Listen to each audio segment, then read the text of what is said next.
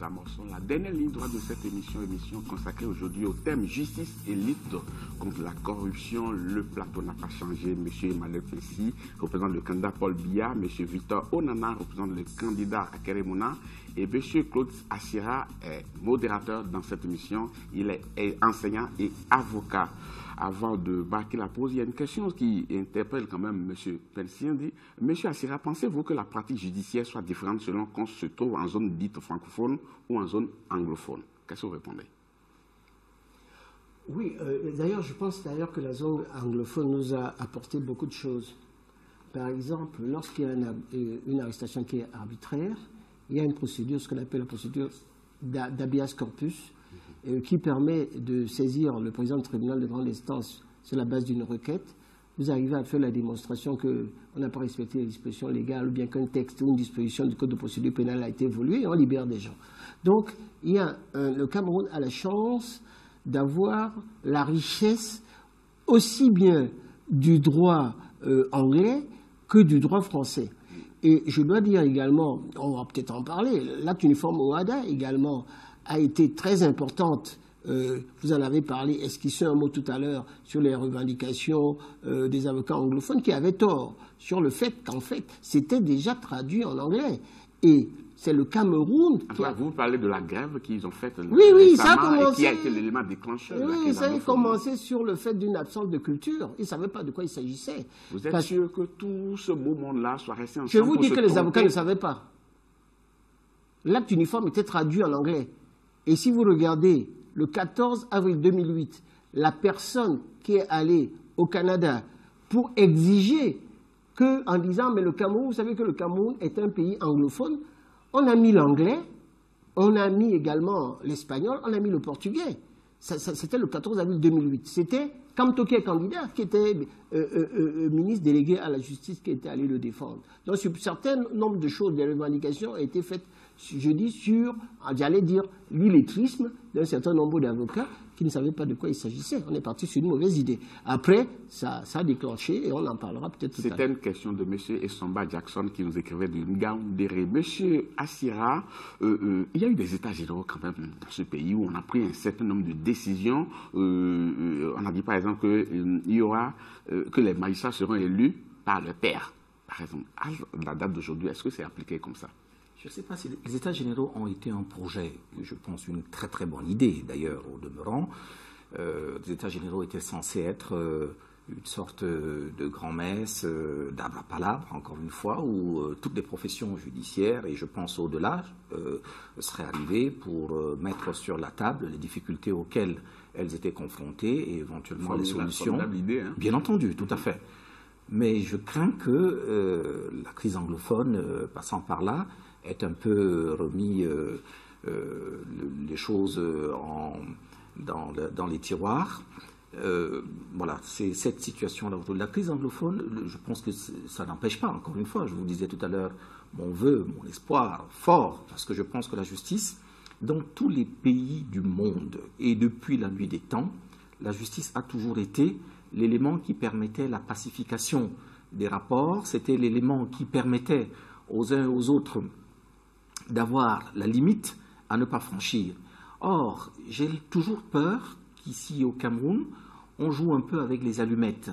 Parce qu'il peut arriver simplement que, vous voyez, la crise anglophone que vous venez d'évoquer tout à l'heure est partie de ce sentiment d'injustice. Je parle bien de sentiment d'injustice. Vrai ou pas vrai, le débat, peut-être qu'il appartiendra à d'autres. Mais l'impression que vous donnez aux gens de ne pas pouvoir attendre dans l'institution la justice minimum qui est incluse à l'intérieur de nos gènes profonds depuis le temps, peut conduire à des réactions que plus personne ne maîtrise. Et je crains que nous n'ayons pas, nous, eu la possibilité de prendre en compte cette dimension particulière. Et justement, à propos de cette opération Épervier dont je vous parlais tout à l'heure, dont vous parliez tout à l'heure, je pense que là où vous avez un tout petit peu raison, dans l'opération Épervier, c'est qu'il y a dans la notion d'Épervier, il y a politique criminelle. Mais moi, je vais essayer de nuancer un peu. C'est mon approche, hein, ça peut être un tort. Je ne pense pas que ce soit la peur, l'envie de faire taire quelques ambitions. Parce que, pour vous dire la vérité, quand j'arrivais nouvellement au Cameroun, je pensais peut-être aussi un peu facilement. Mais quand vous voyez bien, je ne vois pas à l'intérieur de ces prisons une personne qui aurait eu la dimension suffisante pour effrayer suffisamment le gouvernement. Et au demeurant, il y a d'ailleurs d'autres personnes en liberté il y a aujourd'hui de nombreux candidats Vous voulez dire que c'est un faux procès qu'on fait à l'opération Épervier quand on dit que c'est pour se débarrasser des adversaires politiques? Je pense, mais je veux dire deux choses. La première des choses positives, c'est que la justice pénale exige forcément ce qu'on appelle une politique criminelle. C'est-à-dire que quand vous pensez qu'il y a dans tel type de pays, de région, tel type d'infraction, c'est du pouvoir. La justice a quelque chose de régalien. C'est le pouvoir, l'exécutif, que de dire « je voudrais que, ici, on prenne tel type de loi, qu'on juge dans telles conditions ». C'est ça qu'on appelle la politique criminelle. J'ai vu dans un certain nombre de programmes de candidats où on vous dit qu'on va déconnecter le procureur de la République. Je pense que ce serait une erreur. Parce qu'il faut une politique criminelle qui soit dictée de là-haut. Ça, c'est la chose positive. Une politique criminelle, tout à fait. La deuxième chose, en revanche, c'est que moi, je pense que l'opération Épervier a quelque chose d'un peu plus vicieux, de plus insidieux. Je m'explique. Tout est fait pour que vous avez un certain nombre de personnes qui sont souvent soupçonnées. Je préfère parler de soupçons. On est entre avocats, juristes. À peu près des mêmes turpitudes que d'autres, ou parfois même davantage, mais qui, elles, ne sont pas inquiétées sans qu'on ne comprenne la raison. Et je pense, c'est encore mon postulat, vous pouvez le juger, vos téléspectateurs apprécieront, je pense que la justice a choisi de prendre un certain nombre de personnes pour donner l'impression sacrificielle d'une action, mais uniquement pour que le système reste stable, que rien ne change. Et c'est la raison pour laquelle tous les instruments, et l'excellent confrère Pensi en a cité, l'article 66 de la Constitution sur la déclaration des biens, qui aurait pu être mis en œuvre sans qu'il n'ait besoin de toute une institution, comme le TCS n'a jamais été mis en œuvre, la loi sur l'enrichissement illicite, qui à un moment donné a été dans notre arsenal répressif, puisqu'il a figuré dans l'avant-projet de code pénal, a disparu subitement, alors qu'il aurait coûté même pas un franc qu'il puisse être mis en place.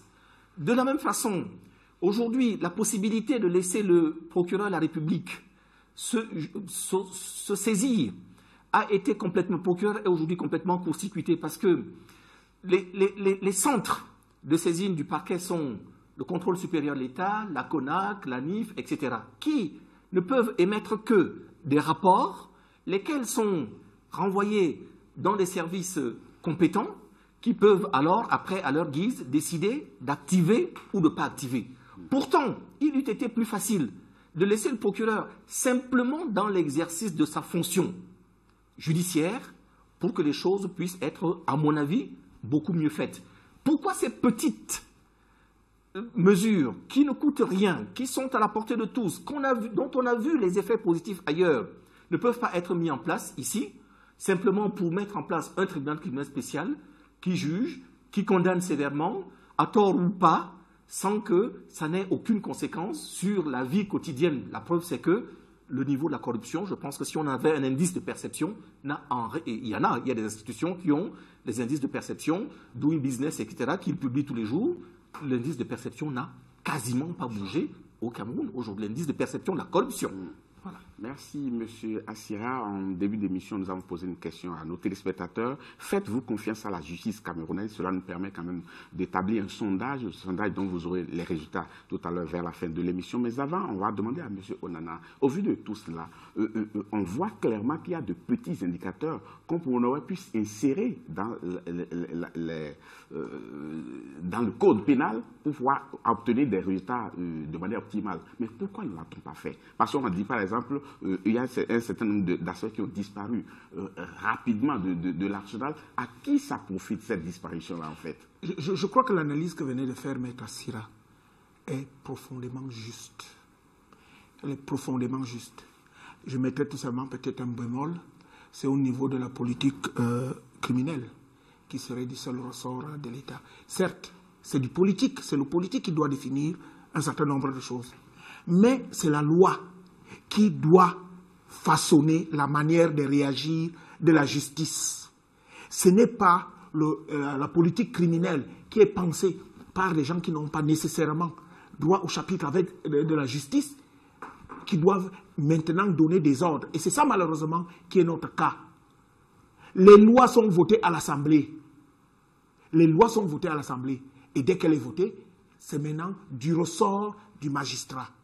Et qu'on laisse donc le magistrat faire. Agir. Malheureusement, ici, l'instrumentalisation est arrivée à un point tel que le magistrat, on dit souvent le magistrat, c'est vous qui savez comment on utilise les termes qu'on utilise, c'est lui qui a la faculté d'attaquer ou de pas, comment vous appelez ça? L'opportunité de poursuite. Le magistrat, le procureur a l'opportunité de poursuite. Mais cette opportunité, le magistrat ne l'a pas. Le magistrat, peut-être pour des petits cas, le magistrat a l'opportunité de poursuite. Mais dans le fonctionnement normal, c'est quelqu'un qui actionne le procureur. Et du coup, vous pouvez faire la même faute, dans les mêmes conditions, dans le même lieu et dans le même service, vous serez arrêté et l'autre ne le sera pas. Et le sentiment, la perception est aussi importante de la justice, est aussi importante que les lois qui régissent la justice. Alors, M. Onana, votre candidat, M. Akeremouna, il doit opérer des réformes. Si c'est lui qui était élu, alors il va commencer par quoi? Pour redonner confiance aux Camerounais. Je crois que d'abord, il faut rassurer les magistrats. En quoi faisant? Il faut rassurer les magistrats quant à leur devenir, quant à leur action et quant à leur indépendance.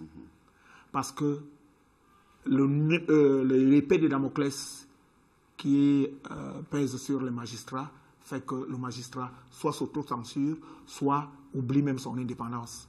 Et on n'a qu'à voir sur certaines procédures ici, le procureur, chaque jour, va prendre l'instruction du procureur de la République, va prendre l'instruction du procureur, du procureur général, qui lui-même en réfère au ministre de la Justice, et le ministre de la Justice, évidemment, en réfère en haut lieu.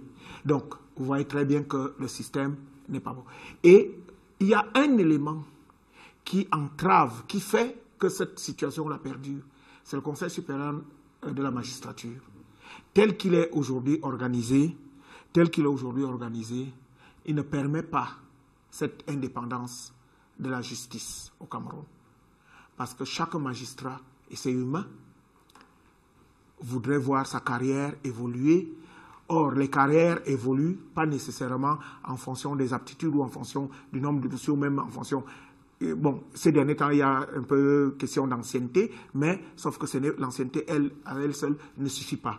Donc, on tient chaque magistrat en laisse par des avantages. Il faut pouvoir donner plus de pouvoir aux magistrats et les libérer. En fait. Libérer de la tutelle de l'exécutif, mais créer un organe de contrôle beaucoup plus professionnel, qui permette non seulement de contrôler les décisions par sondage, on peut faire ça par sondage, mais qui permettent de voir si le système est sur la voie de truc. Or, aujourd'hui, le magistrat est l'alpha et l'oméga. Il prend, quelle que soit la décision qu'il prend, bon, vous pouvez aller en appel, celui-là prend aussi la décision qu'il veut, et vous pouvez aller à la Cour suprême, et à la Cour suprême, bon, bien qu'il soit, je crois que, bien qu'il lise le droit très souvent à la Cour suprême, mais toujours est-il qu'à la Cour suprême, ils se prennent aussi, sans que quelqu'un puisse dire, effectivement, je crois qu'il y a des professeurs de droit, il y a tout un tas, on peut tout à fait créer un organe de contrôle qui permette de faire ça, et de gérer aussi, donc, et les résultats de ces contrôles-là peuvent impacter sur la carrière des magistrats. Merci, M. Onana. M. Pensi, c'est votre candidat qui a gouverné le Cameroun ces dernières années. Au vu de tout cela, des réformes s'imposent. Alors, qu'est-ce qu'il devrait faire si c'est lui qui était réélu? Il devrait faire quoi concrètement? D'abord, je voulais d'abord vous dire que contrairement à... Je suis d'accord avec Assira, qui fait les lois? Les lois sont faites par celui qui a la majorité. Et cette majorité est votée par les députés. Parce qu'il n'y a pas pour l'instant, de propositions par les gens de l'opposition. Il y a toujours des projets gouvernementaux. Donc ça relève de la politique du gouvernement, de la politique criminelle. Ça, il ne faut pas oublier cela. Et il faudrait des instances avec un parquet. On a essayé en France de vouloir que d'abord le juge d'instruction soit supprimé. On a essayé d'imaginer tout ça. Le Cameroun a fait un avantage, parce qu'on disait que c'était l'homme le plus puissant de France, parce qu'il inquiétait le président de la République et d'autres personnes. On a, au Cameroun, réintroduit le juge d'instruction dans le code de procédure pénale. Je pense qu'il a été appliqué en 2007, et ça a été une bonne chose. Mais ce que je voudrais dire, c'est que le sentiment qui existe au Cameroun, un sentiment d'injustice, devrait mieux être appréhendé. Parce qu'il y a ce qu'on appelle la jurisprudence. La jurisprudence, c'est l'ensemble des décisions qui ont été rendues, notamment au niveau de la Cour suprême, pour influencer et infecter le droit dans le bon sens, et également apporter des modifications au niveau de la loi. Et je crois que lorsque j'avais vu le président Dipanda, qui était l'ancien président de la Cour suprême, qui m'avait dit qu'il y aurait des publications. Ces publications existaient dans le passé, avec une revue. Mais si vous n'avez pas de revue, et que le magistrat qui est en train de rendre la décision n'a pas la jurisprudence qui ferait qu'il soit sanctionné, à ce moment-là, ça peut nous conduire à avoir des comportements non orthodoxes. Donc ce que moi je souhaite, c'est que les moyens soient donnés à la Cour suprême pour qu'il y ait une certaine jurisprudence pour qu'on puisse rendre des décisions. Par ailleurs, je dois vous dire que le gouvernement est en train de faire des efforts sans précédent, parce que vous avez parlé de tout à l'heure, vous avez oublié, concernant la procédure, il y a ce qu'on appelle, au niveau carcéral, il y a une surpopulation carcérale. Il y a des prisons, il y a plusieurs milliards qui sont en train d'être placés, notamment à une prison ici à Douala et ailleurs. Là, le TCS, je crois qu'il y a en construction à Yaoundé un immeuble aux alentours de 8 milliards. À Douala également, il y a une construction qui est en train de se faire à Bonandio. C'est plusieurs et un peu partout ailleurs. Ce qu'il y a tout simplement, c'est qu'il faut tenir compte des ressources budgétaires par rapport à la situation actuelle, par rapport au fait que le Cameroun est en guerre et qu'il faudrait faire un arbitrage. Mais je dois dire que depuis un certain temps, depuis d'ailleurs que le ministre est là et même son prédécesseur Amadou Ali, un effort sans précédent a été fait pour la justice camerounaise. Et les magistrats, par exemple, tous les chefs de cour se retrouvent avec des 4x4 pour pouvoir aller, des voitures, pour aller pouvoir faire des enquêtes à gauche et à droite. Donc il y a une amélioration. Mais effectivement, l'amélioration de la situation des magistrats n'est pas encore parfaite.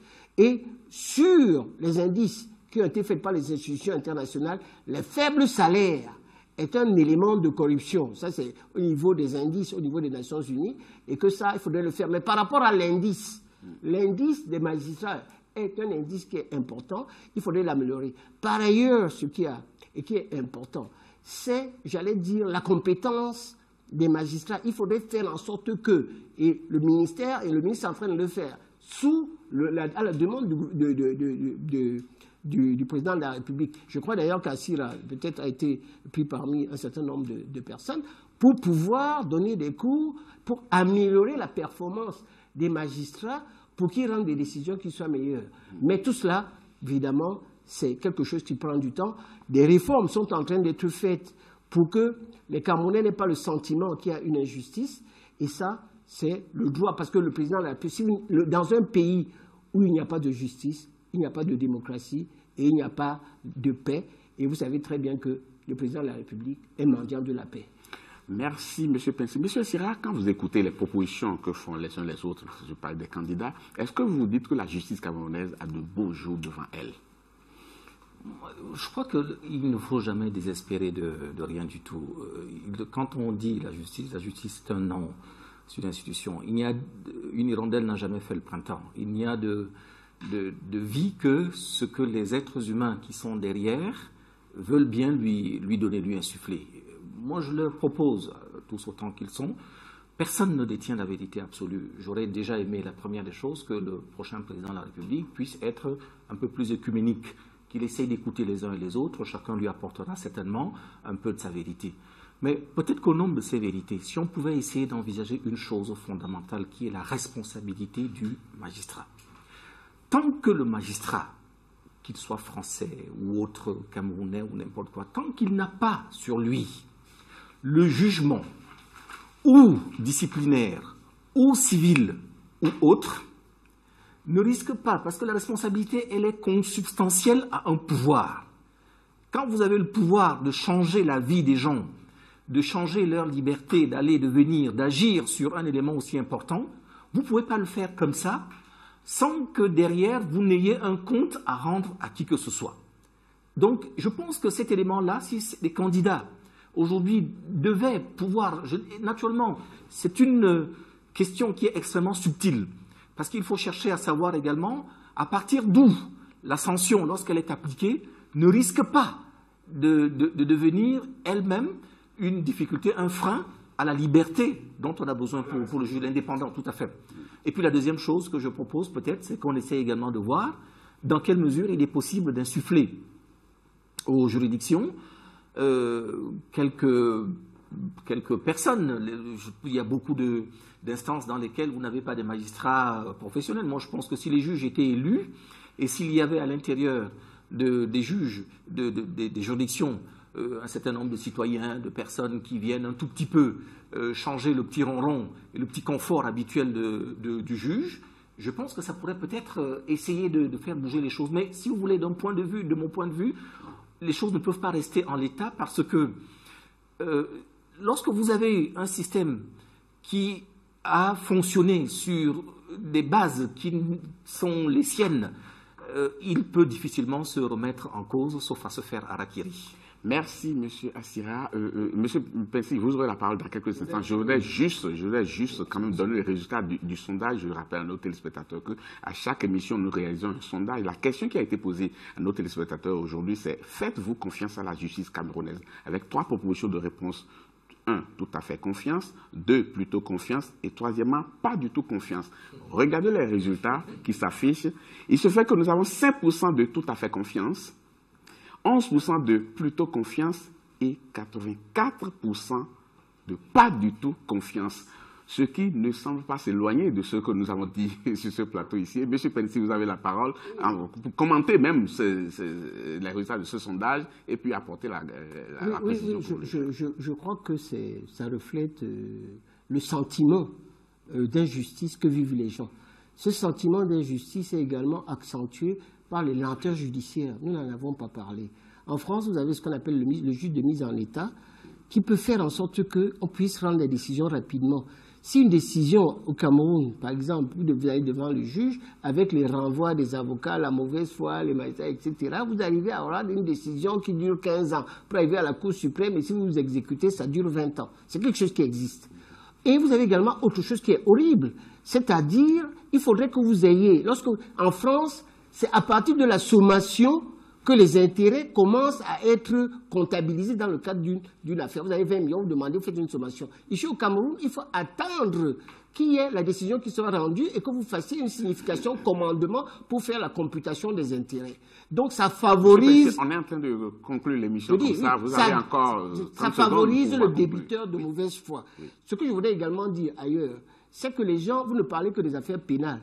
Mais il faut savoir qu'en ce qui concerne les affaires commerciales, les arrêts, les décisions sont rendues in fine par la Cour commune de justice et d'arbitrage de l'OHADA. Ça a été un progrès qu'au niveau du Cameroun, ce n'est pas simplement le juge camerounais qui rend les décisions, il y a également maintenant la procédure d'arbitrage, il y a également d'autres procédures qui concernent les gens qui peuvent faire de la médiation. Donc il y a une évolution positive. Mais la décision, est-ce qu'elle est respectée dès qu'elle est prise à un niveau supra? Est-ce qu'elle est respectée? Oui, parce que vous avez également une autre disposition qui vient de sortir actuellement, et c'est le ministre Laurent ce qu'il a dit, si vous ne payez pas votre dette, si la décision est définitive, ça devient une affaire pénale.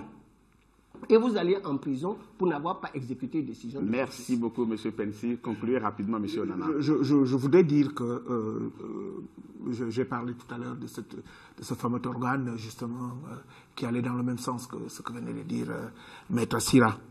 Mais tout à l'heure, j'ai mis en doute un peu l'efficacité du Conseil supérieur de la magistrature, parce qu'une des raisons pour lesquelles la justice fonctionne comme elle. Parce que même la stabilité des juges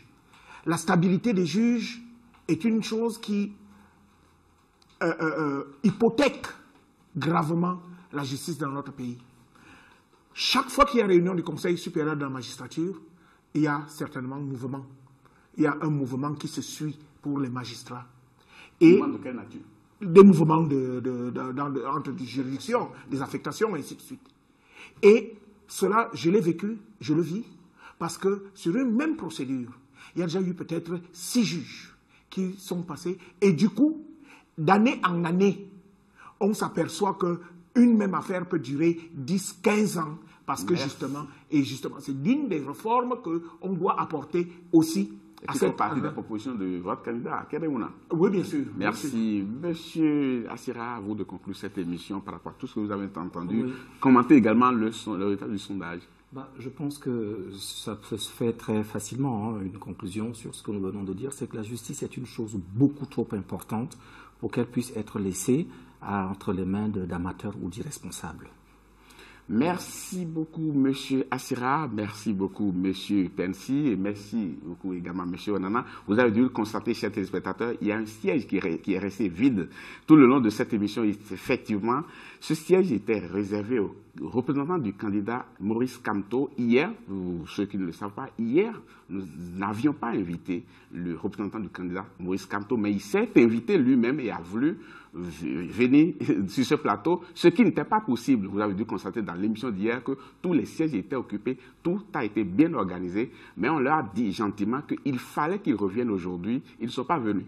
Du coup, le siège est resté vide. Hier, ils n'étaient pas invités. Ils sont venus. Aujourd'hui, ils sont invités. Ils ne sont pas venus. Ça ne fait pas très, très sérieux. J'espère que l'état-major du candidat Maurice Kamto est à l'écoute et pourra quand même se rattraper.